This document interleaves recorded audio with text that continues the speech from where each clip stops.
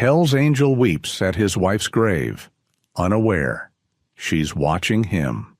The late afternoon sun cast long shadows across the cemetery as Vince, Reaper Malone, made his way down the familiar gravel path. His heavy black boots crunched against the small stones, each step echoing in the quiet sanctuary. The weathered leather of his motorcycle jacket creaked as he moved, a sound that seemed too harsh for this peaceful place. He came to a stop in front of a polished granite headstone, his broad shoulders slumping as he read the name he knew by heart. Marie Malone, beloved wife. The dates below seemed to mock him. Too few years between them, too little time together. The cool wind rustled through the nearby maple trees, sending dead leaves skittering across the ground. Vince's weathered face, lined with years of hard living, crumpled as he slowly lowered himself to his knees. His calloused hands trembled as they reached out to touch the cold stone. "Marie," he whispered, his voice rough with emotion. "I miss you so much, baby." Tears began to well up in his eyes, and for once the tough biker didn't try to hold them back. Here, alone with Marie, he didn't have to maintain the hard exterior he showed to the world. The grief he'd been carrying since her death came pouring out in quiet sobs that shook his large frame. "I'm lost without you," he continued, his words barely audible. "Everything's different now. The house is so quiet. Remember how you used to sing in the kitchen while you cooked?" A sad smile crossed his face. "Even when you burned the toast, you kept singing." The wind picked up slightly, sending a chill through him. Vince pulled his jacket tighter around himself, but remained kneeling on the hard ground. His fingers traced the letters of her name on the stone. "The guys at the club, they don't understand. They think I should be over it by now, get back to business as usual." He shook his head slowly. "But I can't. Every time I think about going back to that life, I see your face. I remember how you always believed I could be better than that. Before you continue listening, please let me know where in the world are you watching from today. Now back to the story." Vince wiped roughly at his eyes with the back of his hand. "You were the only one who ever saw past the patches and the reputation. You saw something good in me, even when I couldn't see it myself." His voice grew stronger as he continued. "I want to make you proud, Marie. I want to be the man you always thought I could be." He pressed his palm flat against the cold stone. "I promise you, right here, I'm going to try to live a better life. For you, for us. No more violence, no more running with the wrong crowd." The breeze stirred again, gentler this time, carrying with it the sweet scent of late autumn. Behind the headstone, unseen by Vince, Marie's spirit materialized like a soft ray of light. Her ethereal form glowed faintly, her expression full of love and longing as she watched her husband pour out his heart. She reached out as if to touch him, her transparent hand hovering just above his shoulder, though he couldn't feel it. "I love you, Marie," Vince said softly, his words carried away by the wind. "I always will. And I'm going to make things right. I promise you that." The spirit of Marie smiled gently, her presence adding an inexplicable warmth to the cool cemetery air, though Vince remained unaware of her watching over him, his head bowed in grief and determination. Vince's rough fingers wrapped around the silver pendant hanging from his neck, the metal warm from being pressed against his skin. It was a simple thing, a small heart-shaped locket that Marie had worn every day until she got too sick. Now it was his most precious possession. He clicked it open with practiced ease, revealing the tiny photo inside. Marie's smile beamed up at him, her eyes sparkling with joy. The picture had been taken on their 20th anniversary, just months before the diagnosis that changed everything. "Remember that day, sweetheart?" he murmured, his thumb brushing over the photograph. That little restaurant by the beach. You said the pasta was awful, but you ate every bite anyway, just to make me feel better about picking the place. The memory washed over him like a warm wave. Marie, wearing that blue dress she loved, laughing at his jokes no matter how bad they were. The way she'd reached across the table to hold his hand, not caring that other diners might stare at the rough-looking biker showing such tenderness. More memories flooded his mind. Marie in their garden, humming while she planted her beloved roses. The way she'd sit up late, grading papers from her third-grade class, her reading glasses perched on the end of her nose. How she'd wait up for him, no matter how late he came home, just to make sure he was safe. "You never gave up on me," Vince said softly, closing the locket. "Even when I gave you every reason to walk away, you stayed. You saw something in me worth saving." He remembered the night he'd come home covered in blood after a fight with a rival gang. Instead of turning away in disgust, Marie had quietly cleaned his wounds, her touch gentle, but her eyes full of sadness. "You're better than this, Vincent," she'd said. "You just need to believe it yourself." The pendant felt heavy in his hand as he thought about all the time she'd stood by him, all the chances she'd given him to change. Even in her final days, weak from chemotherapy, she'd remained his strength.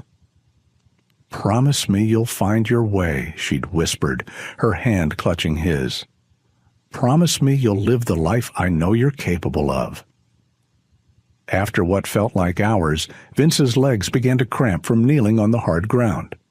With a deep sigh, he tucked the pendant back under his shirt, letting it rest against his heart. He pushed himself to his feet, his joints protesting the movement. "I should go," he said, his voice hoarse from talking so long. "But I'll be back soon, baby. I promise." He turned away from the grave, his boots crunching on the gravel path.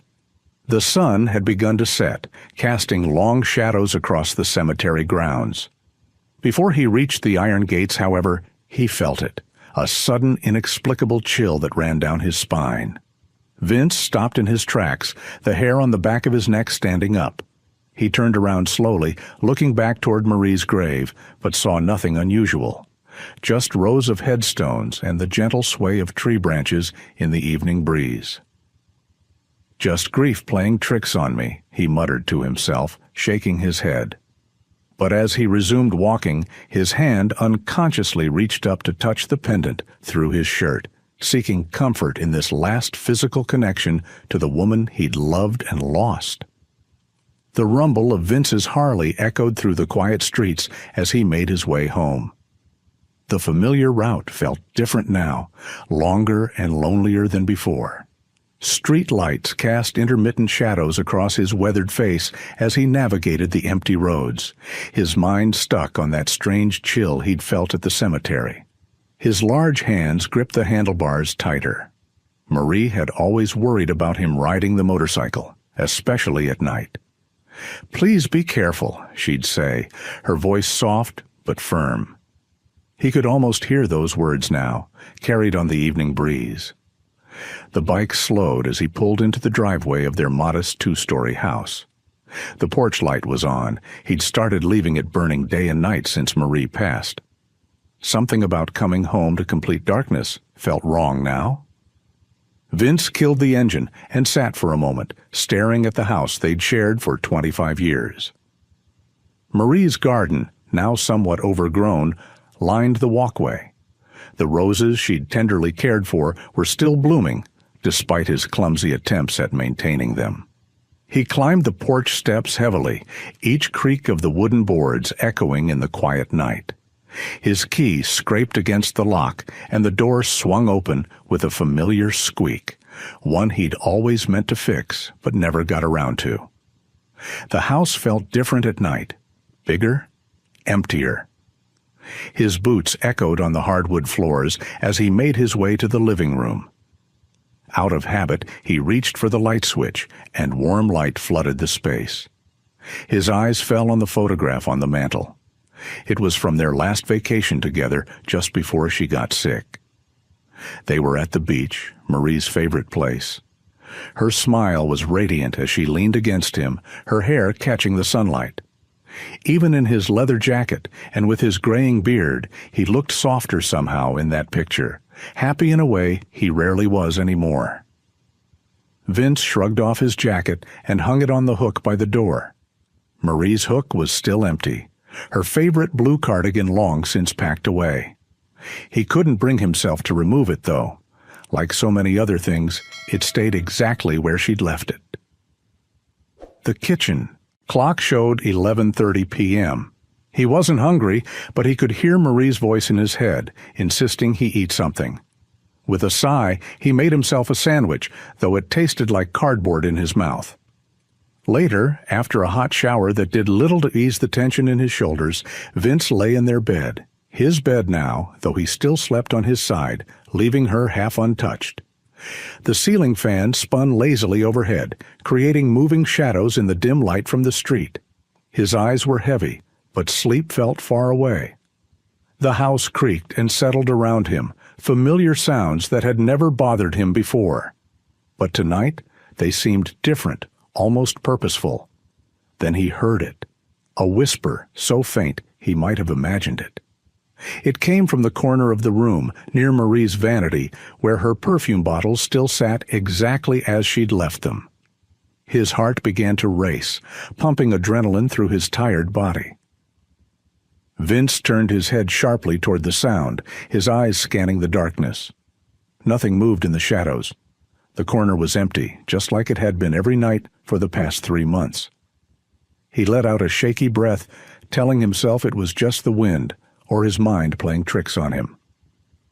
But deep down, in a place he wasn't ready to acknowledge, he wondered if, maybe, just maybe, Marie was trying to tell him something.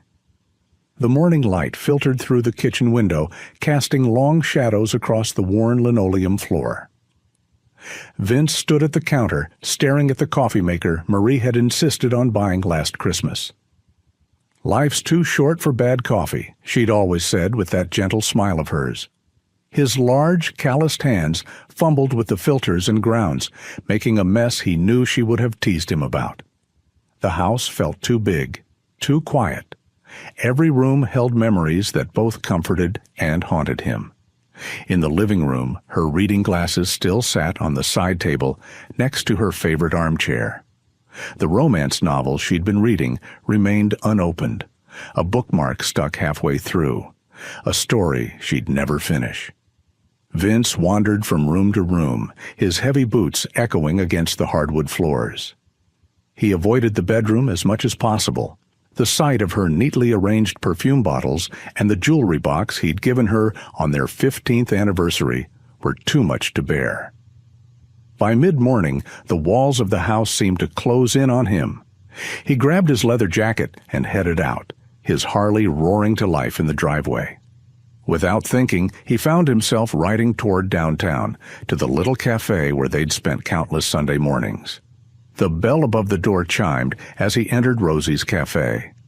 The familiar scent of fresh-baked pastries and coffee wrapped around him like a warm blanket. Behind the counter, Sally, the owner's daughter, gave him a sympathetic smile. "The usual, Vince?" she asked softly. He nodded, throat tight. Their usual had been 2 coffees, his black, Marie's with cream and sugar, and a shared slice of apple pie. Now he ordered just the black coffee, but found himself sliding into their regular booth by the window. The vinyl seat squeaked beneath him as he settled in. How many times had they sat here, Marie's eyes crinkling with laughter as she stole bites of his pancakes?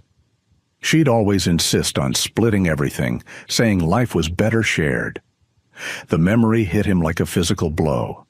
The afternoon stretched on, each hour weighing heavier than the last. Vince drove aimlessly through the streets they'd walked together, past the park where they'd feed the ducks, by the movie theater where they'd had their first date 30 years ago. Every corner of the city held a piece of their story. As evening approached, the sky turned a deep purple, stars beginning to peek through the fading light. His bike seemed to know where he needed to go, carrying him back to the cemetery without conscious thought. The gravel crunched beneath his tires as he pulled up to the iron gates. The cemetery looked different in the twilight. Shadows stretched long across the grass, and the marble headstones gleamed faintly in the starlight. Vince cut the engine, letting the silence settle around him. Above, the stars twinkled. Marie had loved stargazing, teaching him the constellations on warm summer nights. He felt it again, that inexplicable presence, as if she were standing right beside him. The air seemed to hold its breath. His boots felt heavy as he started down the familiar path toward her grave, each step slower than the last. The weight of his grief, his uncertainty about the future, seemed to press down on his shoulders. 20 feet from her headstone, he stopped. His feet wouldn't carry him further. The polished marble caught the last rays of sunlight, Marie's name etched in elegant letters that blurred in his vision. Behind the stone, unseen by Vince, Marie's spirit stood watching, her form translucent in the gathering dusk. The morning sun cast long shadows through Vince's living room window when the rumble of a motorcycle broke the silence. He recognized the distinct sound of Bobby's Harley, a bike he'd helped the kid customize himself years ago. The doorbell rang, its sharp chime cutting through the quiet house. Vince opened the door to find Bobby shifting from foot to foot on the front porch. The young man wore his leather vest proudly, patches and pins catching the morning light. His sandy hair was tousled from the ride, and his eyes held a mixture of respect and uncertainty. "Hey, Vince," Bobby said, his voice carrying a forced casualness. "Can I come in?" Vince stepped aside, gesturing Bobby into the house. The younger man walked in, his boots marking a familiar path across the hardwood floors. He'd been here countless times before, back when Vince was teaching him the ropes of the club. In the kitchen, Vince poured 2 cups of coffee, an automatic gesture from years of mentorship. Bobby accepted his cup with a grateful nod but didn't drink, instead turning the mug in his hands nervously. "Listen, Vince," Bobby started, his words coming out in a rush. "We've got something big coming up, real big, the kind of operation that could set us up good." He glanced up at Vince, seeking approval.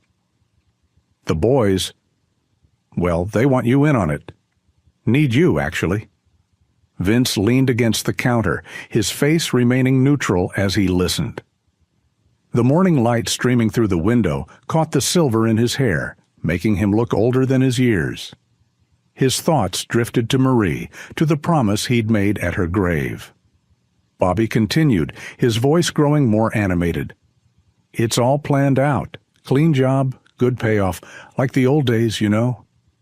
He set his untouched coffee down, leaning forward. "But we need your experience, Vince. Nobody knows the game like you do." The kitchen fell silent except for the soft ticking of the clock on the wall, the one Marie had picked out years ago. Vince could feel the weight of Bobby's expectation, the loyalty and admiration the young man had always shown him. It pulled at something deep in his chest, a familiar sense of responsibility. "The crew's counting on you," Bobby added softly, his voice carrying a hint of pleading. "I'm counting on you."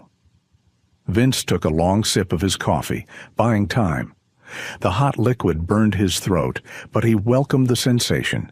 It was easier than dealing with the storm of emotions churning inside him. Bobby waited, fidgeting with his rings, a nervous habit Vince had noticed years ago when he'd first taken the kid under his wing. The silence stretched between them, heavy with unspoken words.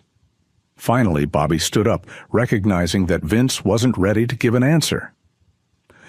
"Just think about it, okay?" He placed his full coffee cup in the sink. "We need to know by Friday." Vince walked him to the door, their footsteps echoing in the quiet house. Bobby paused at the threshold, looking back one last time with hope in his eyes before heading out to his bike. As the door clicked shut, Vince moved to the window. He watched Bobby kick-start his motorcycle and ride away, the sound of the engine fading into the morning air.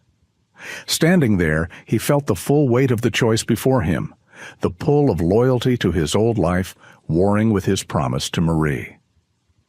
Through the glass, he could see the peaceful suburban street, so different from the violent world Bobby was asking him to step back into. The sun had risen higher now, casting shorter shadows across his front lawn, but Vince's internal shadows only seemed to grow deeper. 3 days after Bobby's visit, Vince sat at his kitchen table, surrounded by cardboard boxes he'd pulled from the attic. Each one contained pieces of his life with Marie, memories carefully preserved over their years together. The morning light streamed through the window, catching dust motes that danced in the air as he opened the first box. His weathered hands trembled slightly as he lifted out a bundle of letters, tied together with a faded blue ribbon. Marie had kept every note he'd written her, from quick love notes left on the kitchen counter to long letters he'd sent while away on club business. The paper had yellowed with age, but her neat handwriting remained clear and familiar. Vince unfolded one letter, dated 15 years ago. "My dearest Marie," he read aloud, his voice rough with emotion. "Being away from you feels like missing a part of myself." He remembered writing those words in a dingy motel room, longing for home, for her. Next came the photos. There was Marie in her favorite summer dress, laughing as she tended to her garden. Another showed them at the beach, her red hair catching the sunset light. Each image told a story, moments of joy, of peace, of love that had nothing to do with the violent world he'd inhabited. A particular photo made him pause. It showed Marie sitting on their front porch, grading papers from her teaching job. She'd always believed in second chances, in the power of people to change. How many times had she told her students that mistakes didn't define them? Time slipped away as Vince sorted through the memories.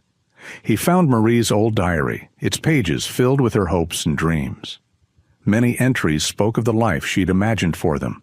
A peaceful retirement, maybe some traveling, definitely no more violence. His throat tightened as he read her words about believing in him, about seeing the good man beneath the tough exterior. The afternoon sun was beginning to fade when Vince finally gathered a few precious items and moved to the garden. Marie had loved this space, turning it from a bare patch of grass into a haven of flowers and herbs. Though he hadn't maintained it as well as she had, her touch remained in the layout, in the rose bushes she'd planted along the fence. Settling into the old wooden chair they used to share, Vince held their wedding photo. Marie looked radiant that day, her smile bright enough to light up the whole world. His younger self looked back at him, clean-shaven and hopeful, wearing a suit instead of leather. As the evening air grew cool around him, Vince traced Marie's face in the photograph. The weight of Bobby's request pressed against his conscience, contrasting sharply with these memories of a gentler life. Suddenly, a warmth spread through the garden, different from the dying sunlight. Vince felt it before he saw it, a familiar presence that made his heart skip a beat. A soft voice whispered behind him, carrying traces of Marie's gentle tone. Looking up, he saw it, a warm, glowing light hovering in the air before him. It wasn't exactly Marie's form, but he knew without doubt it was her. The light pulsed gently, radiating comfort and love. Though no words were spoken, Vince felt wrapped in her presence, in the unconditional acceptance she'd always shown him. He sat perfectly still, afraid any movement might break this precious moment. The photo trembled in his hands as tears rolled down his cheeks, but the light remained, steady and reassuring in the gathering dusk. The cemetery gates creaked as Vince pushed them open.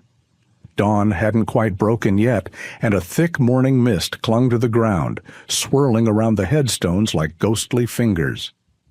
His boots left wet prints in the dewy grass as he made his way down the familiar path to Marie's grave. The weight of Bobby's request hung heavy on his shoulders. The operation would be happening soon, and they needed an answer. His leather jacket felt unusually restrictive this morning, like armor he wasn't sure he wanted to wear anymore. Vince knelt before Marie's headstone, his knees sinking into the soft earth. The marble was cool against his fingertips as he traced the letters of her name. Fresh flowers from his last visit had wilted, their petals scattered by the wind. "I don't know what to do, Marie," he whispered, his voice rough with emotion. "The club's been my whole life. Bobby. He looks up to me. These guys are like family." He paused, swallowing hard. "But when I think about what you'd want—" A crow called in the distance, its harsh cry cutting through the morning stillness. Vince pulled Marie's old pendant from his pocket, the silver chain tangling around his fingers. She'd worn it every day until the hospital, when they'd had to remove it for her final surgery. "You always said I was better than the life I was living," he continued, clutching the pendant. "Said I had a good heart underneath it all." His shoulders slumped as memories washed over him. Marie tending to his wounds after fights, begging him to be careful, loving him despite everything. The mist thickened around him, and Vince shivered. "I want to change, Marie. I want to be the man you always thought I could be." His voice cracked. "But I'm scared. This life, it's all I know. The club protected me when no one else would. How do I just walk away?" Morning birds began their chorus, their sweet songs a stark contrast to his troubled thoughts. Vince ran his hand over his face, feeling the rough stubble beneath his fingers. "I need a sign, Marie. Something to tell me I'm not crazy for thinking about leaving it all behind." The silence that followed felt heavier than before. Vince stayed there, head bowed, listening to his own breathing and the gentle rustle of leaves. The answer he sought seemed just out of reach, like trying to grab smoke with his bare hands. Finally, he pushed himself to his feet, his joints protesting the movement. The pendant went back into his pocket, close to his heart where it belonged. He took one last look at the headstone, at the name that meant everything to him. As he turned and started walking down the path, doubt and loyalty warred in his mind. The hellsangels had been his world for so long. They'd given him purpose, brotherhood, a sense of belonging. Walking away meant losing everything he'd built over decades. The gravel crunched beneath his feet as he headed for the cemetery gates. That's when he heard it, so faint he almost missed it. His name carried on the morning breeze in the gentle voice he'd never thought he'd hear again. "Vince?" He froze mid-step, his heart pounding. The voice was unmistakably Marie's, soft and full of love, just as he remembered. But when he turned back toward the grave, only the mist and the silence remained. The old warehouse loomed against the darkening sky, its metal walls reflecting the last rays of sunset. Vince pulled his motorcycle into the shadows, killing the engine. The rumble of other bikes filled the air as more Hell's Angels arrived, their leather cuts gleaming in the dim light. Bobby spotted him immediately, jumping up from his perch on a wooden crate. His young face lit up with excitement, reminding Vince of a kid on Christmas morning. "You made it!" Bobby clapped him on the shoulder. "I knew you wouldn't let us down, Reaper." The nickname felt heavy now, like a chain around his neck. Vince managed a tight nod, scanning the gathering crowd. 24 riders milled about, checking weapons and going over plans. The familiar pre-operation energy crackled through the air, but something felt different this time. Wrong. "Everything's set," Bobby explained, leading him toward a group of senior members. "The shipment arrives in 30 minutes. We hit hard and fast, just like always." His voice brimmed with enthusiasm, eager to prove himself. The concrete floor was cold and hard beneath Vince's boots as they walked. Maps were spread across a makeshift table, weighted down with guns and empty beer bottles. The other riders nodded respectfully as he approached.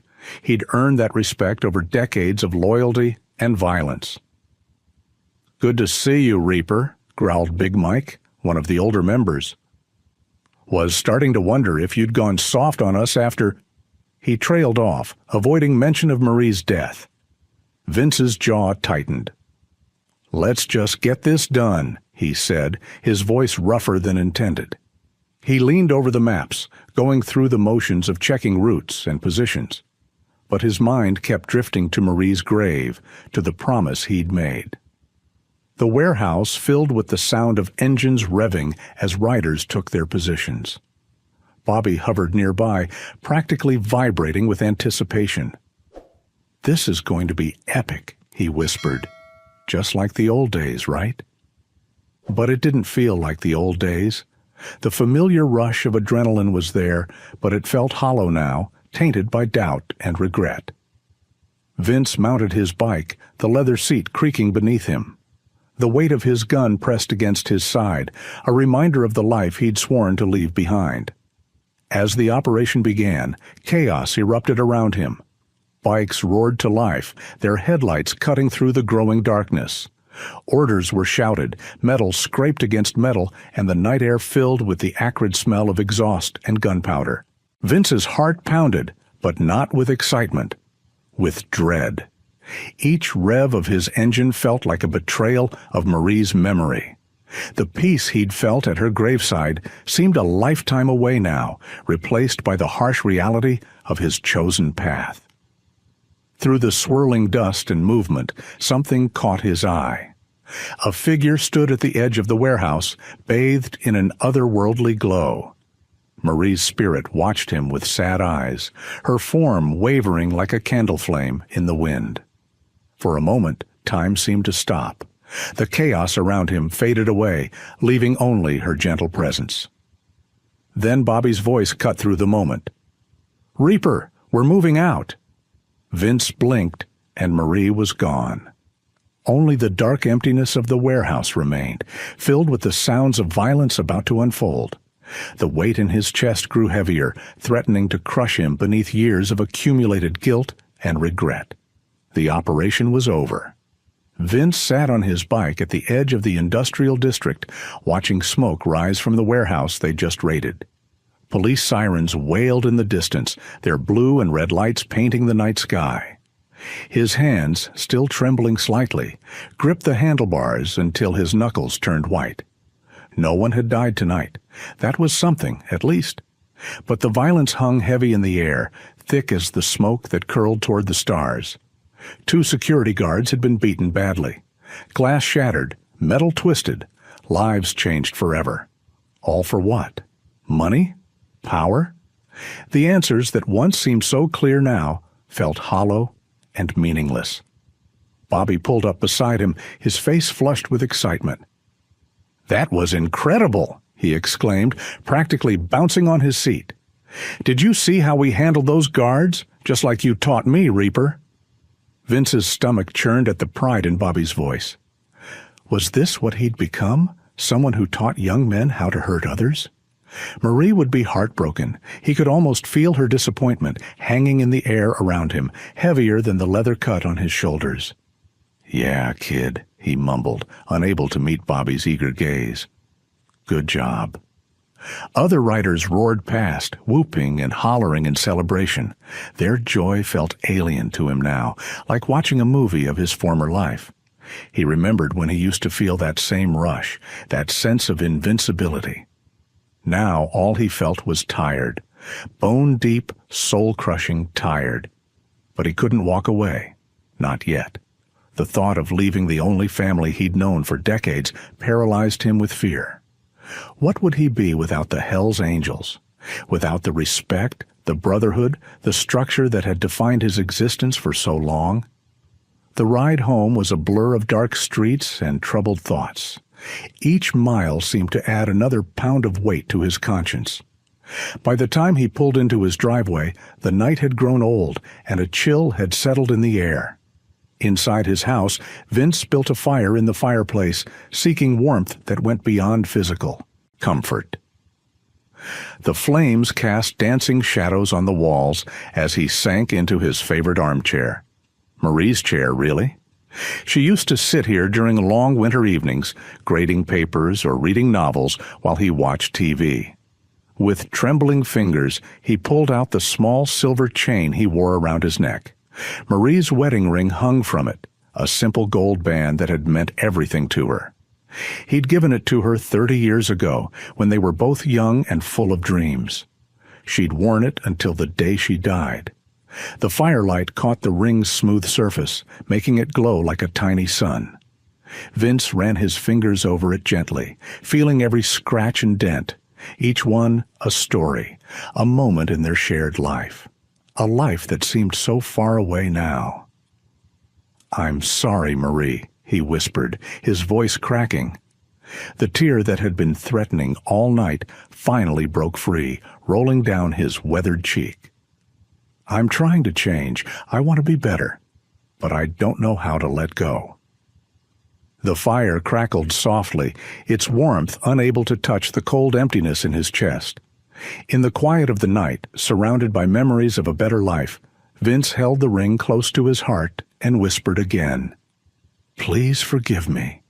The morning sun cast long shadows through Vince's living room windows when the rumble of a motorcycle broke the silence.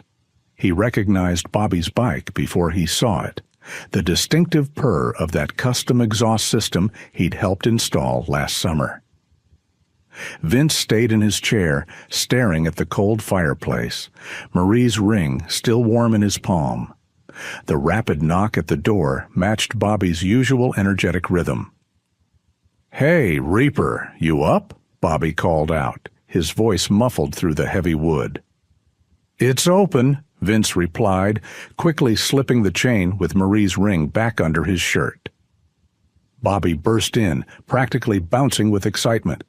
His leather cut was pristine, recently polished patches catching the morning light.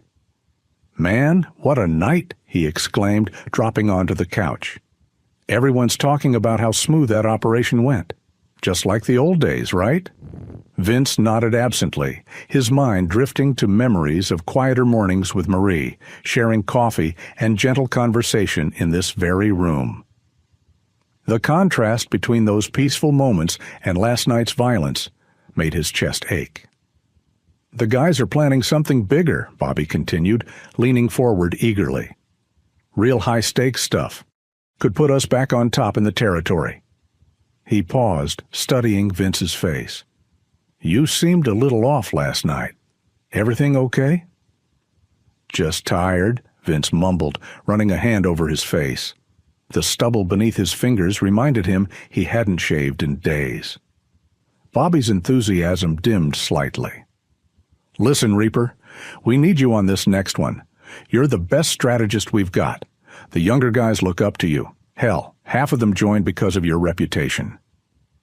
The weight of those words settled heavily on Vince's shoulders. He stood up and walked to the window, watching a pair of sparrows hop along the fence Marie had painted yellow the summer before she got sick. "I don't know, kid," he said quietly. "Maybe it's time for the old guard to step back. Let you younger guys take the lead."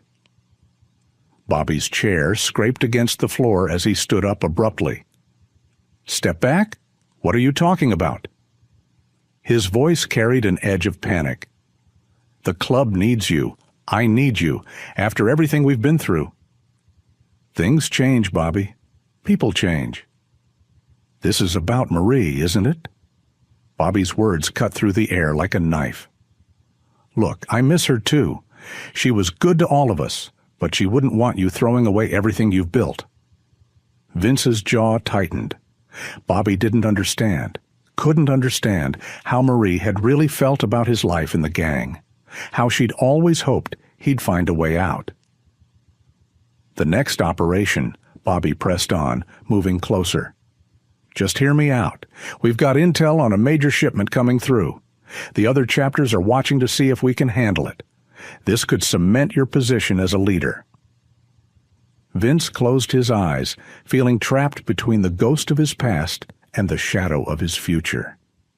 Marie's presence seemed to fill the room, silent but heavy with disappointment.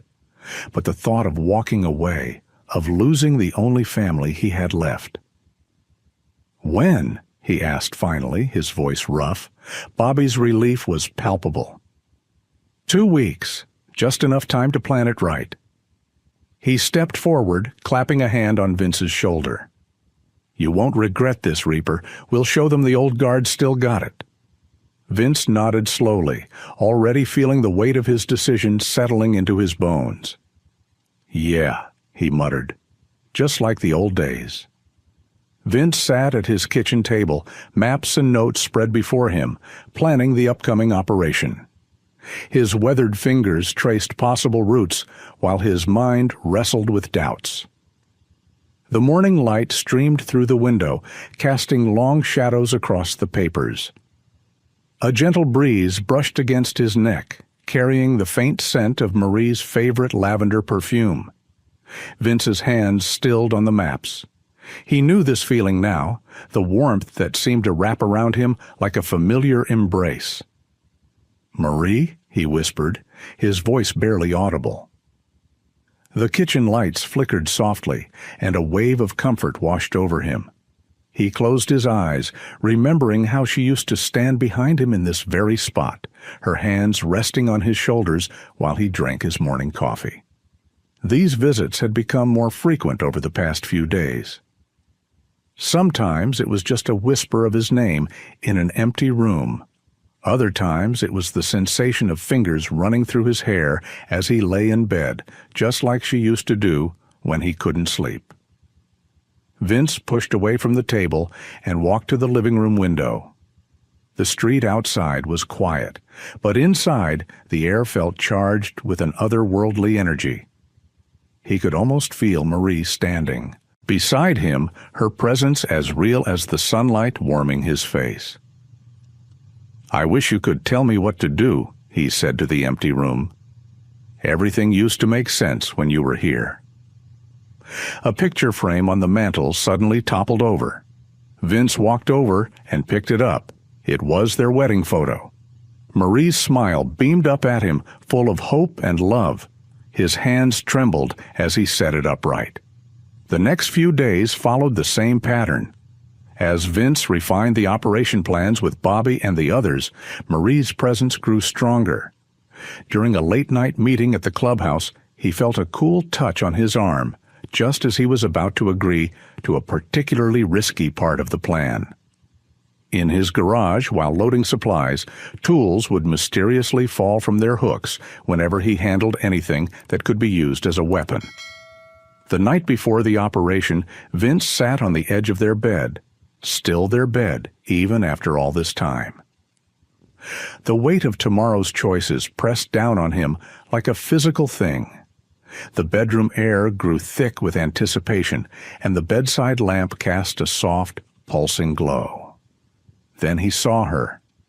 Not just a feeling or a whisper this time, but Marie herself, standing before him in the dim light.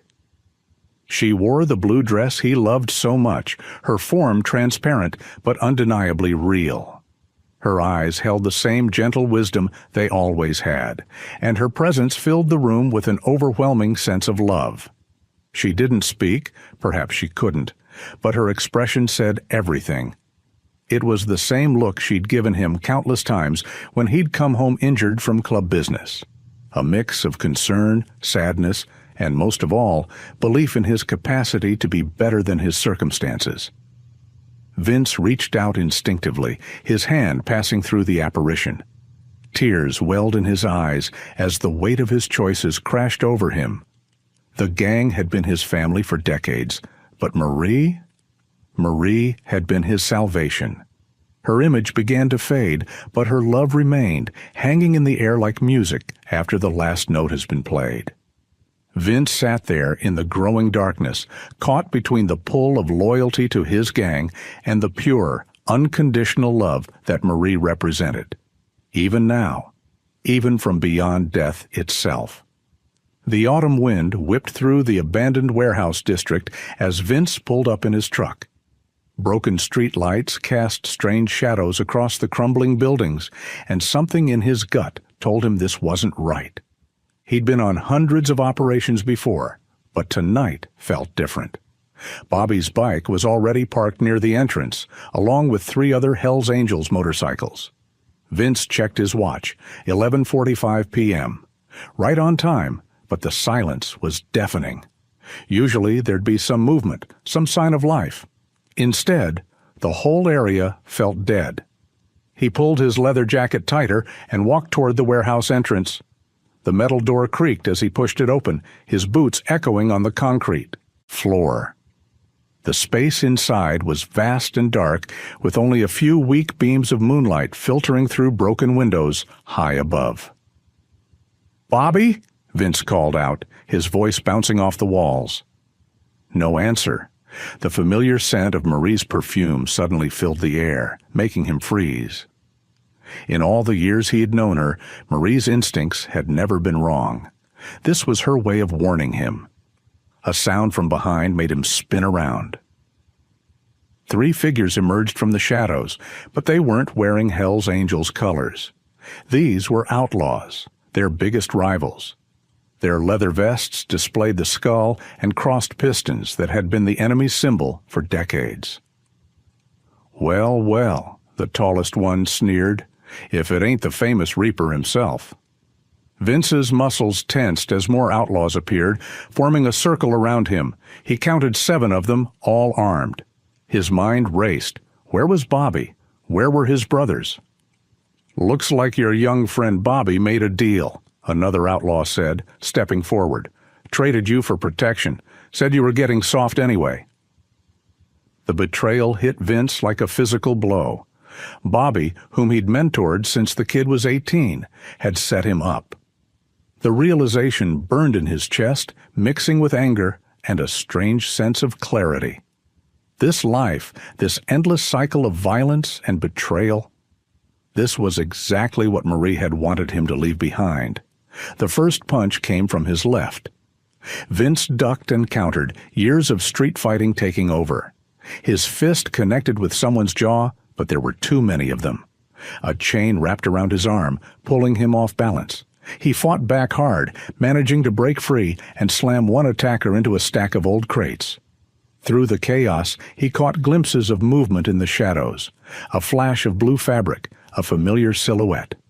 Marie's presence gave him strength, but also reminded him that he didn't want to die here, not like this. Using the darkness to his advantage, Vince broke through their circle. His elbow caught one man in the throat, and he used the momentum to push past 2 others. Gunshots rang out, bullets pinging off metal beams above his head. He dove behind a concrete pillar, his breath coming in ragged gasps. The warehouse's back exit was 30 feet away. More shots fired, closer now. Vince waited for a break in the gunfire, then ran. His legs burned as he sprinted across the open space, bullets kicking up concrete dust around his feet. He burst through the exit door into the cold night air. His truck was too far. They'd cut him down before he reached it. Instead, he disappeared into the maze of alleyways between warehouses, the sound of pursuit gradually fading behind him. When he finally stopped running, Vince leaned against a graffiti-covered wall, his chest heaving. Blood trickled from a cut above his eye, and his ribs screamed in protest. But he was alive. The life he'd devoted himself to for so many years had just tried to kill him. Bobby's betrayal felt like ice in his veins, and the reality of his situation settled over him like a heavy blanket. The first rays of dawn painted the cemetery in soft golden light as Vince limped through the iron gates. His body ached from the fight, but the physical pain was nothing compared to the hollow feeling in his chest. The morning dew soaked through his jeans as he knelt at Marie's grave, his hands trembling as they traced the letters of her name on the cold stone. "I tried, Marie," he whispered, his voice rough with exhaustion. "I really tried to keep my promise to you." The fresh flowers he'd placed just days ago were still there, their petals starting to wilt, a reminder of how quickly things could fade away. Dried blood crusted above his eye, and his ribs protested with every breath. The events of the night played over and over in his mind. Bobby's betrayal, the ambush, the gunshots. Everything he'd built his life around had crumbled in a matter of minutes.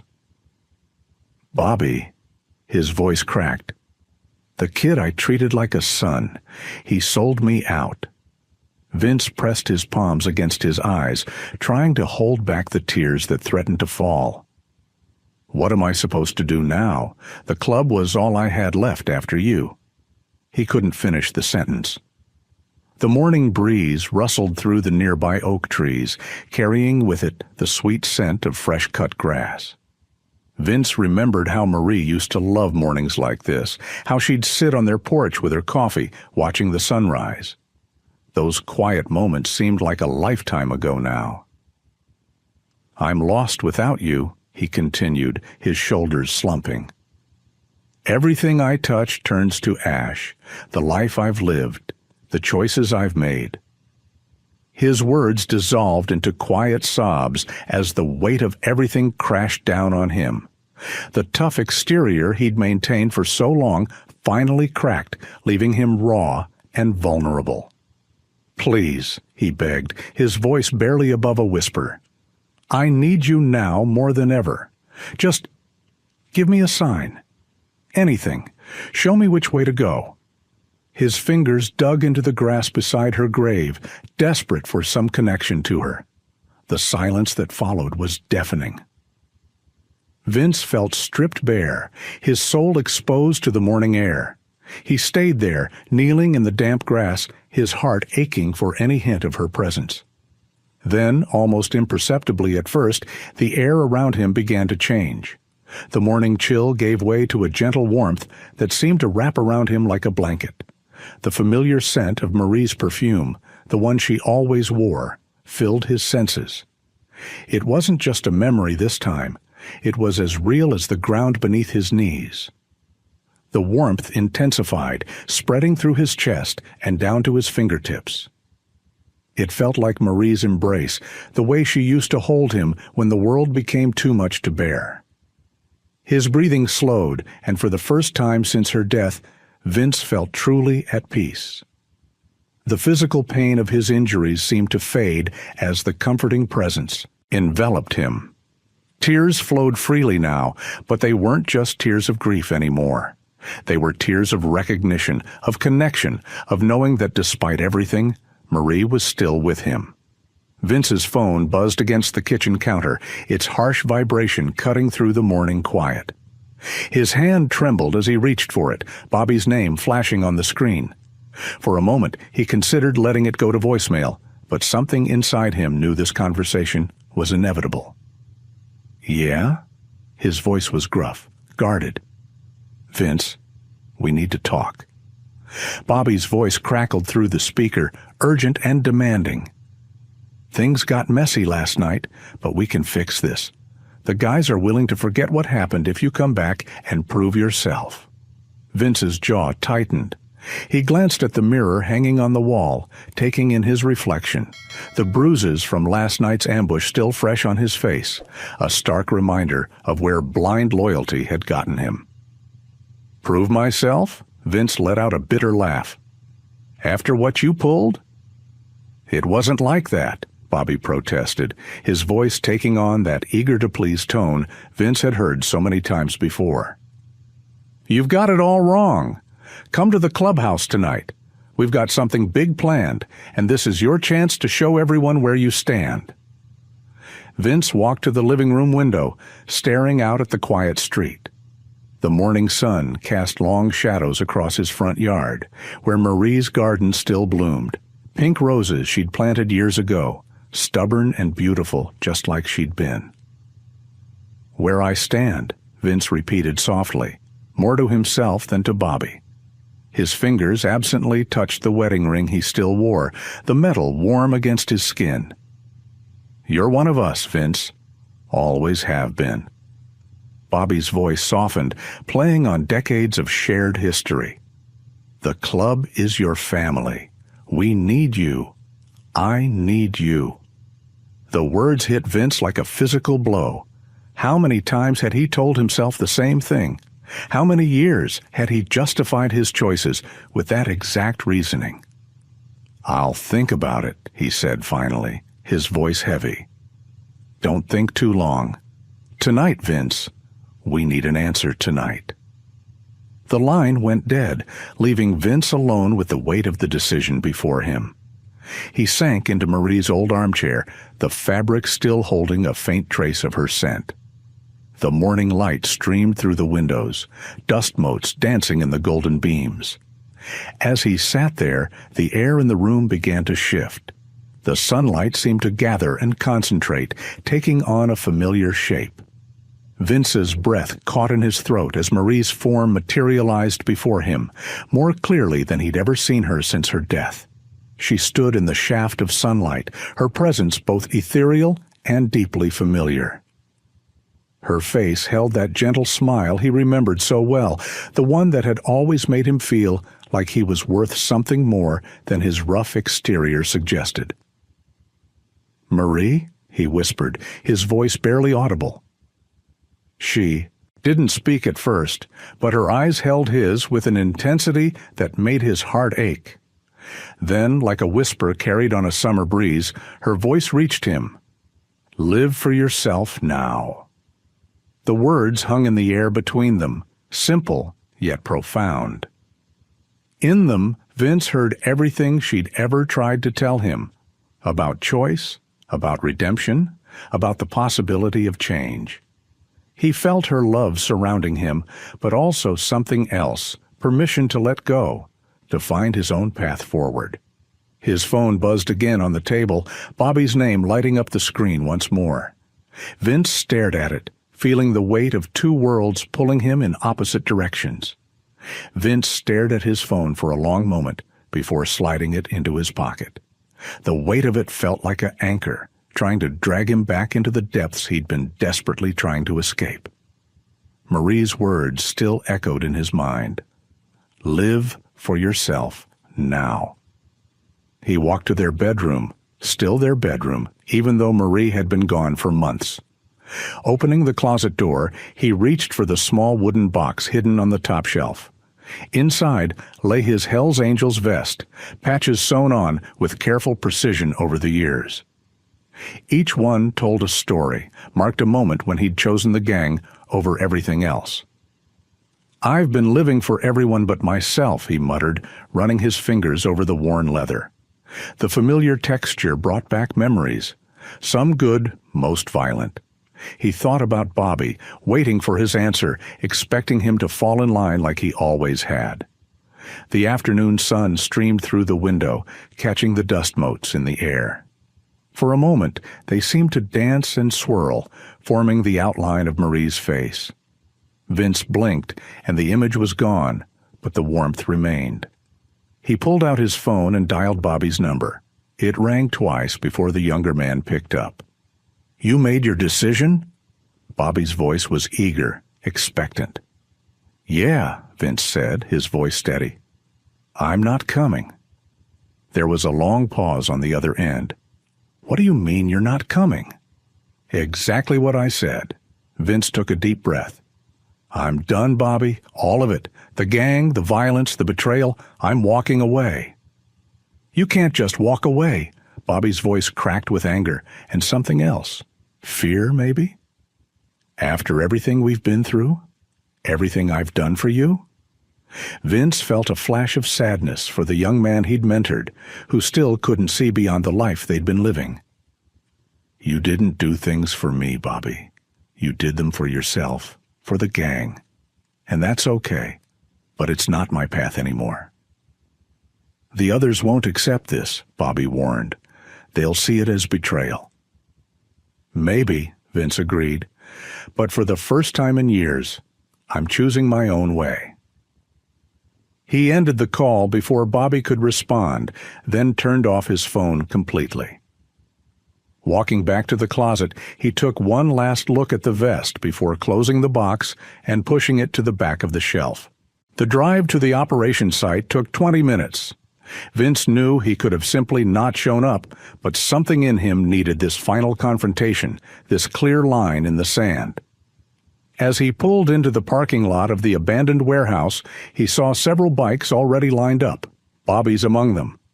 Bobby stood at the entrance, his face a mask of barely contained anger. Other members of the gang lingered in the shadows, watching. "Last chance," Bobby called out as Vince approached. "Don't throw away everything you've built here?"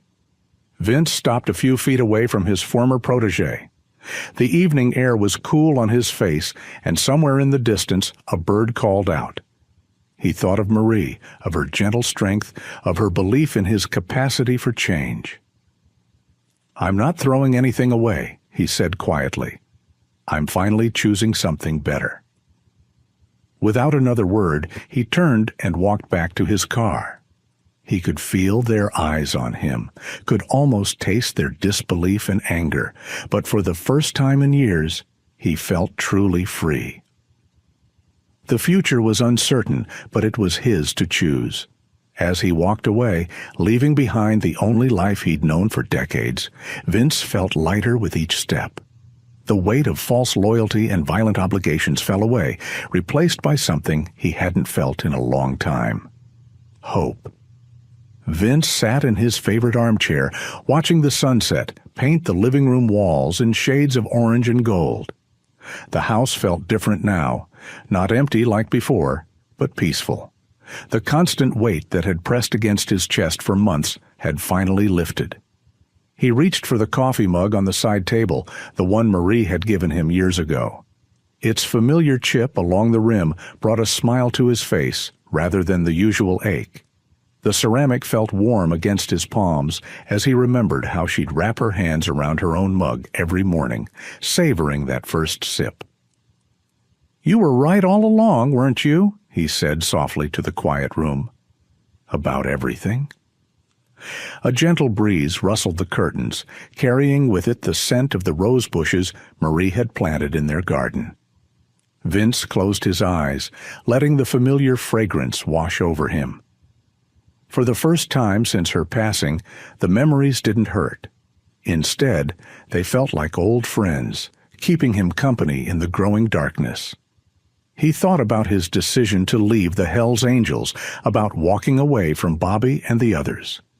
The choice that had seemed impossible just days ago now felt as natural as breathing. The gang had been his family for so long, but it was a family built on fear and violence. Marie had shown him what real love looked like: unconditional, gentle, and strong. Standing up, Vince walked to the window and looked out at their small garden. The roses were blooming, their petals catching the last rays of sunlight. Marie had always said that gardens were like people. They needed time, patience, and care to grow into something beautiful. He understood that now, in a way he never had before. A sense of calm settled over him as he watched a pair of birds hop along the garden path. He didn't need to prove himself anymore, didn't need to maintain the tough exterior that had been his shield for so long. He could just be Vince, not Reaper, not the enforcer, just a man trying to live a better life. The thought drew him to the cemetery. He grabbed his keys and jacket, knowing exactly where he needed to be. The evening air was cool as he walked the familiar path to Marie's grave. The setting sun cast long shadows across the headstones, but there was no fear in them anymore. Each step felt lighter than the last, as if he was finally walking toward something instead of away from it. When he reached Marie's grave, Vince didn't kneel this time. He stood tall, a soft smile playing on his lips, even as tears gathered in his eyes. The marble headstone reflected the golden light, making the engraved letters of her name seem to glow. "I understand now," he said, his voice clear and steady. "You never wanted me to live for you. You wanted me to live for myself, to be the man you always saw in me." The breeze picked up, wrapping around him like a gentle embrace. And there, in the fading light, he felt Marie's presence beside him, not as a ghost that haunted his past, but as a warm light guiding him forward. Her spirit stood next to him, radiating love and pride, showing him that he'd finally found his way. Tears rolled down his cheeks, but his smile never wavered. For the first time since losing her, Vince felt truly whole. The future stretched out before him, unknown but full of possibility, and he was ready to embrace it. The rumble of motorcycles shattered the evening peace. Vince looked up from his front porch to see 5 bikes rolling down his street, their chrome gleaming in the fading light. He recognized Bobby's bike leading the pack, followed by faces he'd known for decades. His muscles tensed as they pulled into his driveway, but he didn't move from his seat. The wooden chair creaked beneath him as he watched them dismount, their boots crunching on the gravel. The familiar smell of leather and exhaust filled the air. "You can't just walk away, Reaper," Bobby called out, his voice harder than Vince had ever heard it. The young man's face was twisted with anger and hurt. "That's not how this works."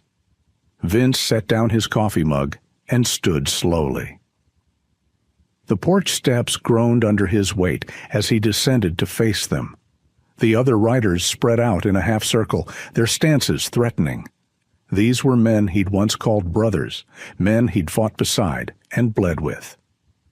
"I made my choice," Vince said quietly, his voice steady despite the hammering in his chest. "I'm done with that life." One of the older members, Tank, stepped forward. His gray beard couldn't hide the sneer on his face. "You think you can just throw away 20 years? Turn your back on your family?" "Family doesn't ask you to destroy yourself," Vince replied, thinking of Marie. The breeze picked up, carrying with it the scent of her roses. "I should have left years ago." Bobby's fists clenched at his sides. "This about Marie? She's gone, Vince, and now you're throwing everything away because of what? Some guilty conscience?" The mention of Marie's name sent a flash of anger through Vince, but he held it back. That was the old way, solving problems with fists and fury. Instead, he took a deep breath, feeling the evening air fill his lungs. "You don't understand, Bobby," he said, "and I hope you never have to. But I can't go back to that life. I won't." Tank took another step forward, his hand reaching inside his jacket. "Maybe we need to remind you what happens to people who betray us." The old Vince would have struck first, would have let the violence take over. But Marie's presence seemed to surround him, calming his racing heart. He stood his ground, hands loose at his sides. "You can threaten me all you want," he said. "But I'm not that man anymore. If you want to hurt me, go ahead. But it won't change my mind." His calm seemed to unsettle them more than any show of force would have. They shifted uncomfortably, exchanging glances. Bobby's angry facade cracked slightly, showing the confusion underneath. "You taught me everything I know about loyalty," Bobby said, his voice wavering. "And now you're just walking away?" "I taught you wrong," Vince replied softly. "Real loyalty isn't about violence or fear. It's about standing up for what's right, even when it costs you everything." The silence that followed was heavy with unspoken words. The wind rustled through the trees, and for a moment Vince felt Marie's presence so strongly it almost took his breath away. Her voice seemed to whisper in his heart, filled with pride and love. Tank's hand dropped away from his jacket. The threat in his stance diminished, replaced by something that looked almost like respect. Bobby stared at Vince for a long moment, struggling with emotions he couldn't quite express. The community center's fluorescent lights hummed overhead as Vince arranged folding chairs in a circle. His leather jacket hung on a hook by the door, replaced by a plain blue button-down shirt. The sleeves were rolled up, revealing his faded tattoos, reminders of his past life that he no longer tried to hide. "Mr. Malone?" A young teen with spiky hair poked his head through the doorway. "We're all here." Vince nodded, gesturing to the chairs. "Come on in, Tommy. Everyone grab a seat." 6 teenagers filed into the room, their bodies tense with defensive postures he knew all too well. They wore their attitudes like armor, just as he had at their age. They settled into the chairs, trying to look tough while stealing curious glances at his tattoos. "So," Vince began, his gravelly voice gentle, "who wants to start today?" Silence filled the room. Tommy fidgeted with his sleeve, covering what Vince suspected was a fresh gang tattoo. Another boy, Marcus, stared at the floor, his jaw clenched tight. "All right," Vince said, leaning forward. "I'll go first. 20 years ago, I was sitting where you are now. Angry, lost, looking for belonging in all the wrong places." Marcus looked up, his eyes narrowing. "You don't know nothing about us." "Hell's Angels," Vince replied quietly. 20 years running with them. Started younger than most of you. That got their attention. The atmosphere in the room shifted as the teens sat up straighter, their expressions a mix of surprise and newfound interest. "The life you think you want?" Vince continued, running his thumb over the wedding ring he still wore. "It takes everything from you, everything that matters." As he spoke, movement by the door caught his attention. A woman stood in the doorway, her warm brown eyes meeting his. She wore a simple cardigan and carried a stack of papers, but there was something in her presence that made him pause. "Sorry to interrupt," she said softly. "I'm Ellen, the new counselor. I was hoping to sit in, if that's okay?" Vince nodded, and she took an empty chair. The teenagers watched her with their usual wariness, but her gentle smile seemed to ease some of their tension. "As I was saying," Vince continued, "that life, the gangs, the violence, it promises family, but it only brings pain. Lost my wife Marie to cancer 3 years ago. Spent so many years in that life, I almost missed the chance to really love her." Ellen's eyes softened with understanding. "Sometimes the hardest part is learning to live again," she said quietly. "My husband." She paused, taking a breath. "He was killed in gang violence 5 years ago." The room fell silent. Even the most hardened teens seemed to sense the weight of shared grief between the two adults. Vince found himself studying Ellen's face, seeing in her eyes the same mix of loss and hope he felt in his own heart. Tommy cleared his throat. "So, how'd you get out?" he asked Vince, his voice barely above a whisper. "One day at a time," Vince answered, his eyes meeting Ellen's briefly. "And by remembering that it's never too late to change your path." The discussion opened up after that, with teens who had never spoken before sharing their fears and doubts. Ellen contributed occasionally, her insights complementing Vince's hard-earned wisdom. Her presence brought a different perspective to the group, softening some of the harder edges of Vince's experiences. As the session wound down, the teens filed out one by one, each looking a little lighter than when they'd arrived. Ellen gathered her papers, pausing beside Vince's chair. "I've heard good things about your program," she said. "You're making a real difference here." "Just trying to give back," Vince replied. "These kids deserve a chance at something better." Vince sat in the empty community center after another group session, organizing pamphlets and handouts for next week's meeting.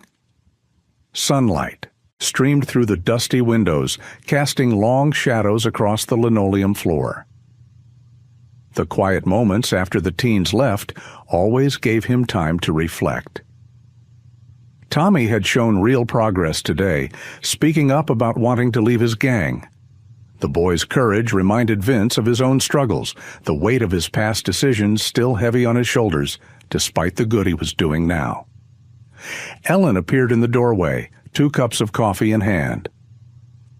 "Thought you could use this," she said, offering him one. The aroma of fresh coffee filled the room as she pulled up a chair beside him. "Thanks," he said, taking a careful sip. Good session today." "It was," Ellen agreed. When Tommy spoke up about wanting out, I saw hope in his eyes, the same kind of hope I see in you when you're working with these kids. Vince nodded, running his thumb along the rim of his cup. "Sometimes I wonder if I'm doing enough, if I can really help them understand before they make the same mistakes I did." "You're doing more than you know," Ellen said softly. "These kids trust you because you've been there. They see someone who made it out." The afternoon light caught the silver in Ellen's hair as she sorted through some paperwork. Vince found himself studying her gentle movements, the way she handled each document with care, just as she handled each troubled teen who came through their doors. A knock at the door interrupted their quiet moment. The center's secretary held up an envelope. "This came for you, Vince." He recognized the handwriting immediately. Bobby's messy scrawl across the front. His heart thumped harder as he took the envelope, memories of their last encounter flooding back. Ellen noticed his change in demeanor. "Everything okay?" she asked. "Yeah," he said, though his voice was uncertain. "It's from someone from my past." With slightly trembling fingers, Vince opened the letter. Bobby's words spilled across the page, raw and honest. "Vince, I've been doing a lot of thinking. Seeing you walk away from the life, it made me angry at first. Felt like you were betraying everything we stood for. But now I understand you were just brave enough to do what many of us couldn't. I heard about your work at the community center, helping kids avoid the mistakes we made. You're doing good, Vince. Real good. I was wrong to push you away when you were trying to change. Maybe you were right all along. There is another way to live. I'm sorry for everything, for not understanding, for making it harder when you were trying to honor Marie's memory." Vince read the letter twice, then handed it to Ellen. As she read, he felt a knot in his chest begin to loosen, a tension he hadn't even realized he'd been carrying. Bobby's words were like a key, unlocking something inside him. "This means a lot to you, doesn't it?" Ellen asked, returning the letter. "Yeah," Vince said, his voice rough with emotion. "Bobby was like a son to me, losing his respect when I left the Angels. It hit, harder than I wanted to admit." He carefully folded the letter and put it in his pocket, feeling its weight against his heart. The afternoon sun had shifted, painting the room in warm gold, and for the first time in a long while, Vince felt truly at peace with his choices. The diner's neon sign flickered in the early morning light as Vince pulled into the parking lot. His hands gripped the steering wheel tightly, nervous about meeting Bobby after all this time. Through the window, he could see Bobby already seated in a booth, fidgeting with a paper napkin. Taking a deep breath, Vince stepped out of his truck. The bell above the door chimed as he entered, and Bobby's head snapped up. The younger man stood quickly, awkward energy radiating from him as Vince approached. "Hey, Vince," Bobby said softly, extending his hand. Vince took it, noting the firm grip and clear eyes, so different from the wild, unfocused look Bobby used to carry. They sat down across from each other, the vinyl seats creaking under their weight. A waitress brought them coffee, and for a moment they both busied themselves with sugar packets and cream. Finally, Bobby broke the silence. "Thanks for meeting me," he said. "After everything, well, I wasn't sure you would." Vince stirred his coffee slowly. "Your letter meant a lot, Bobby. Made me realize some things, too." Bobby nodded, his fingers tracing the rim of his cup. "I've been clean for 6 months now," he said. "Started going to meetings, got a regular job at my uncle's garage."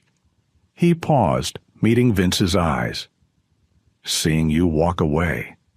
It scared me at first, made me angry, but it also showed me there was another way." "It's not easy," Vince said, his voice rough with emotion, "leaving everything behind." "No, it's not," Bobby agreed. "But watching you do it, seeing you make something good out of your life, it gave me hope, you know?" The morning sun streamed through the diner's windows, casting warm light across their table. Vince could see the changes in Bobby's face, the clarity in his eyes, the peaceful set of his shoulders. It reminded him of his own transformation. "Marie would have been proud of you," Bobby said suddenly. "The work you're doing with those kids, the way you've turned things around. She always saw the good in you, even when the rest of us couldn't." Vince's throat tightened at the mention of Marie's name. "Yeah, she did," he managed. "She saw the good in everyone." "I miss her too," Bobby admitted. "She was always kind to me, even when I didn't deserve it." They sat in comfortable silence for a while, each lost in their own memories. The diner filled with the morning crowd, the clatter of plates and murmur of conversations, creating a gentle backdrop to their reunion. "I'm heading to a memorial service for her this afternoon," Vince said finally. "It's been exactly 1 year since—" He trailed off, unable to finish the sentence. Bobby reached across the table, briefly touching Vince's arm. "You should go," he said. "It's important to remember, to honor her memory." Vince nodded, pulling out his wallet. Inside was a worn photograph of Marie, her smile as bright and beautiful as ever. He ran his thumb across the image, feeling the familiar ache in his chest. "Maybe it's time," he said quietly. "Time to say goodbye properly." Bobby watched him with understanding eyes. "You're not saying goodbye, Vince. You're just finding a new way to keep her with you." Later that morning, Vince stood outside the church, Marie's photograph held carefully in his hands. The stained glass windows cast colorful shadows on the steps, and a gentle breeze rustled the trees. Taking a deep breath, he walked toward the heavy wooden doors. The church's wooden pews creaked softly as Vince settled into his seat. Sunlight filtered through the stained glass windows, casting pools of blue and gold across the worn floor. Around him, familiar faces filled the rows. Ellen from the community center, some of Marie's old friends from the hospital where she volunteered, and even a few neighbors who had watched their love story unfold over the years. Ellen reached over and squeezed his hand gently. Her presence was a quiet comfort, reminding him that he wasn't alone anymore. At the front of the church, Marie's sister Sarah arranged fresh flowers near a large photograph of Marie, her smile as radiant as ever. The pastor's words washed over the gathering, speaking of love that transcends death and the power of transformation. Vince's chest tightened as memories flooded back. Marie's laugh on their first date, her unwavering support through his darkest days, the way she never stopped believing in him. "Marie saw the best in everyone," Sarah said, standing at the podium. Her voice trembled slightly. "But especially in you, Vince. She always said that love wasn't about changing someone, but about helping them see the light within themselves." Tears rolled down Vince's cheeks, but for the first time in a long while, they weren't tears of despair. The guilt that had weighed him down began to lift as Sarah continued to speak about Marie's faith in him, about how proud she would be of the man he'd become.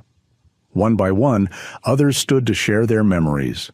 Old Mrs. Peterson from next door recalled how Marie would bring her soup when she was sick. Tom from the hospital remembered her infectious optimism even during the hardest days of her treatment. Each story painted a picture of the woman who had changed so many lives, especially his. When it was Vince's turn to speak, his legs felt heavy as he made his way to the front. He pulled out the worn photograph from his wallet, holding it carefully as he faced the gathering.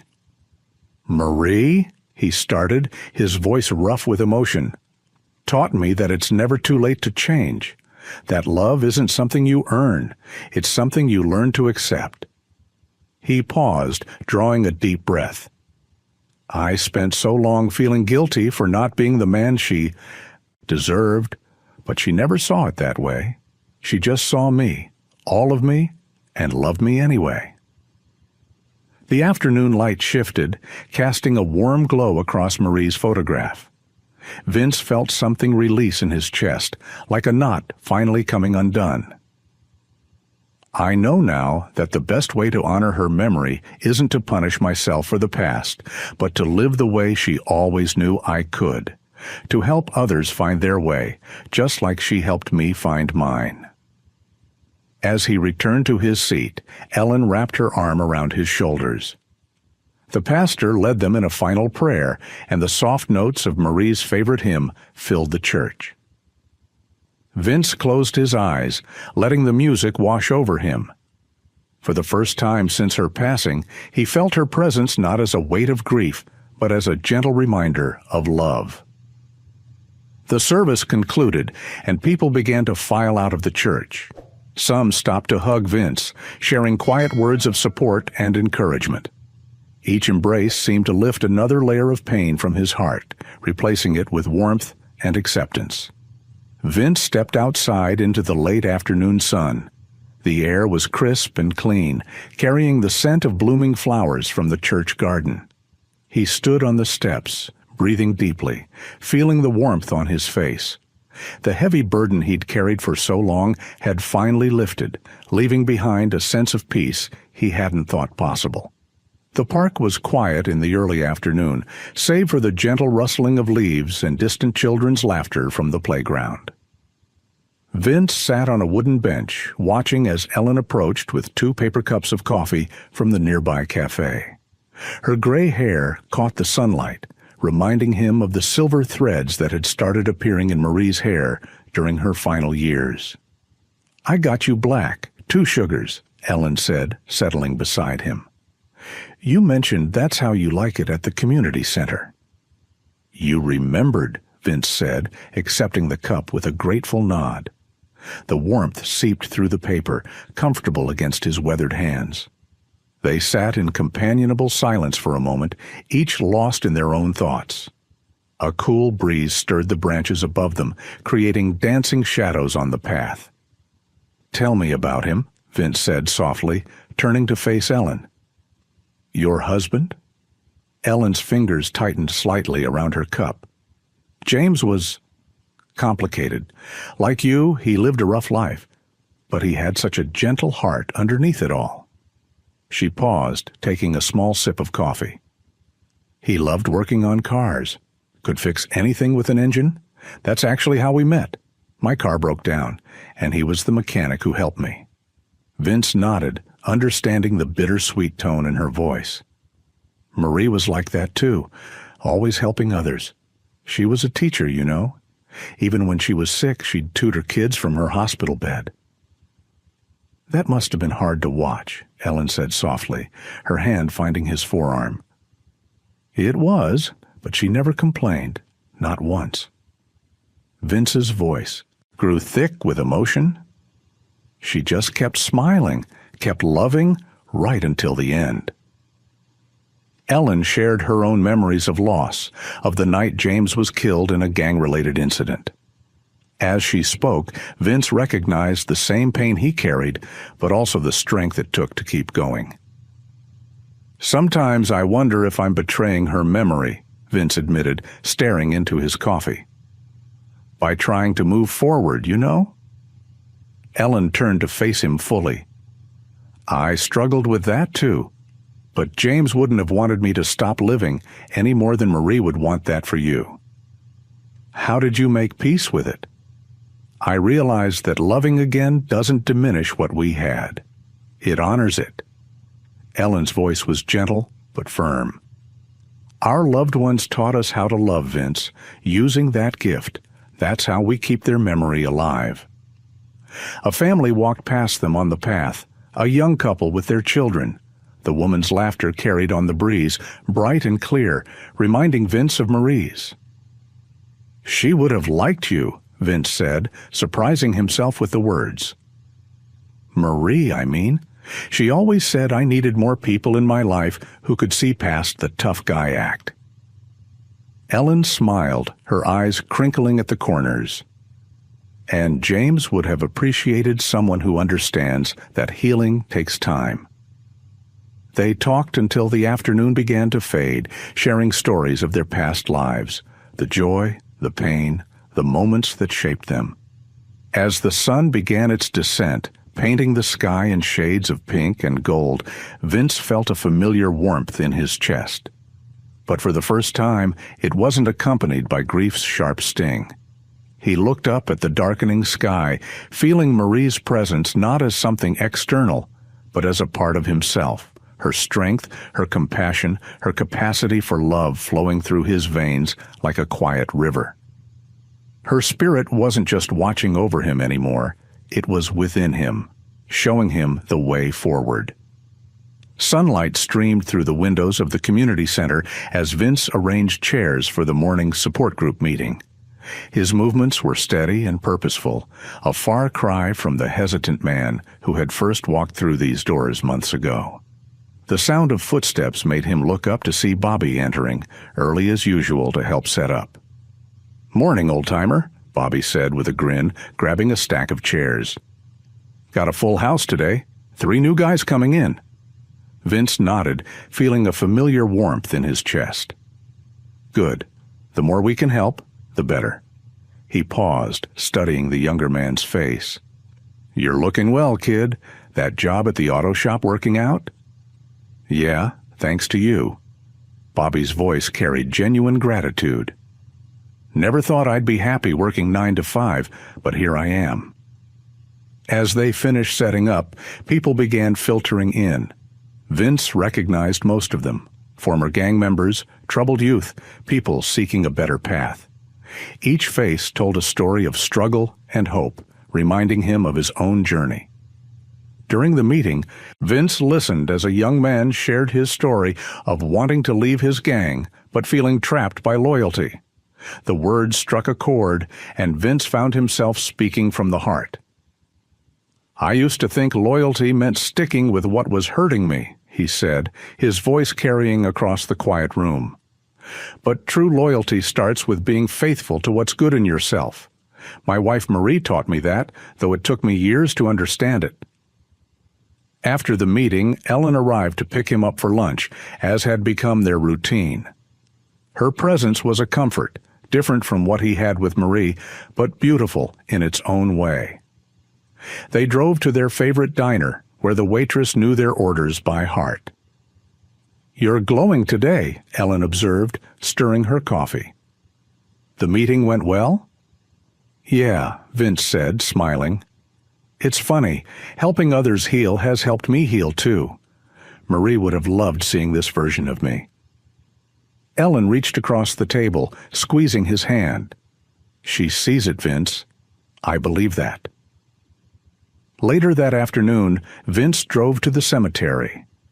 The path to Marie's grave was familiar, but his steps were lighter now. The crushing weight of grief had transformed into something gentler, a peaceful acceptance that lived alongside his love for her. Standing before her headstone, Vince smiled.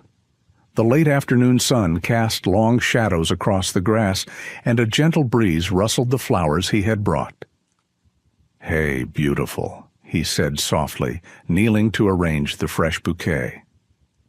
"You wouldn't believe the day I had. 3 new guys joined the group today. They remind me so much of where I was before you came into my life." He paused, running his fingers over the engraved letters of her name. "I think I finally understand what you were trying to teach me all those years, about love being stronger than fear, about it never being too late to change." The breeze picked up slightly, carrying the sweet scent of nearby jasmine, Marie's favorite flower. Vince felt that familiar warmth envelop him, not as a ghost or a memory, but as a part of who he had become. "I'm okay now, Marie," he whispered, touching the headstone one last time. "I'm finally okay." Standing up, Vince looked at the peaceful scene around him. The setting sun painting the sky in soft colors, the quiet dignity of the cemetery, the gentle sway of trees in the distance. His heart felt light, unburdened. He knew Marie was with him, not just here, but everywhere his new life would take him. The morning sun cast long shadows across the park's winding paths as Vince and Ellen walked hand in hand. The early autumn air carried a crisp freshness that made everything feel new and possible. Children's laughter echoed from the nearby playground, mixing with the cheerful songs of birds in the trees above. "You know," Ellen said, giving his hand a gentle squeeze, "I never thought I'd find this kind of peace again after losing James." Her eyes held a quiet understanding that touched Vince's heart. "But here we are." Vince nodded, feeling the truth of her words deep in his soul. The leather vest and patches that had once defined him were long gone, replaced by a simple flannel shirt and the quiet dignity of a man who had found his way home. "Marie would have liked you," he said softly. "She always said everyone deserves a second chance at happiness." They passed a group of teenagers practicing skateboard tricks near the fountain. One of them waved, a kid from the community center who had been struggling with anger issues. Now he was teaching younger children how to skateboard on weekends, channeling his energy into something positive. "Hey, Mr. Malone," the boy called out. "Still coming to help with the youth group tomorrow?" "Wouldn't miss it," Vince replied with a warm smile. These simple interactions, once unimaginable in his old life, now filled his days with purpose. As they walked, Ellen pointed out a family of ducks waddling across their path. "Look at how the little ones follow their mother," she said. "Reminds me of your mentoring group. Those young people look up to you, you know." Vince watched the ducks disappear into the pond's reeds. "Sometimes I still can't believe how different life is now," he admitted. "The anger that used to drive me, it's just not there anymore." He paused, taking in the peaceful scene around them. "I used to think being tough meant never changing, never backing down. But real strength? It's in having the courage to change." Ellen's eyes softened with understanding. James used to say something similar before he passed. He always believed that redemption was possible for anyone willing to take that first step. They found a quiet bench overlooking the pond, where patches of morning mist still clung to the water's surface. A gentle breeze rustled the leaves above them, carrying the sweet scent of blooming flowers. Vince felt a familiar warmth in his chest, the kind he used to feel when Marie was near. "Sometimes," he said, his voice thoughtful, "I feel like everything that happened, even the darkest parts, led me here, to this moment, to this peace." He looked at Ellen, seeing in her eyes the same quiet strength he'd always admired in Marie. "To you." Ellen smiled, resting her head on his shoulder. "Life has a way of bringing us where we need to be, doesn't it?" Together they watched as the sun climbed higher in the sky, burning away the last wisps of morning mist. Joggers passed by, dogs walked their owners, and somewhere in the distance a church bell chimed the hour. Each moment felt like a gift, a reminder that life could begin again at any age. Vince stood helping Ellen to her feet. As they continued their walk, he realized that his past no longer weighed him down. The memories were still there, they always would be, but they had transformed from burdens into lessons, stepping stones that had led him to this new life. Above them, a flock of birds wheeled, against the bright morning sky, their wings catching the sunlight. Vince watched them soar, feeling lighter than he had in years. At the crest of a small hill, they paused. The sunrise painted the horizon in brilliant shades of gold and pink, and Vince felt the familiar, comforting presence that he had come to recognize as Marie's love. It surrounded him like a gentle embrace, not holding him back, but urging him forward into the bright future that stretched before him. I hope you like this story. Please share what's your favorite part of the story, and where in the world you are watching from. Have a wonderful day.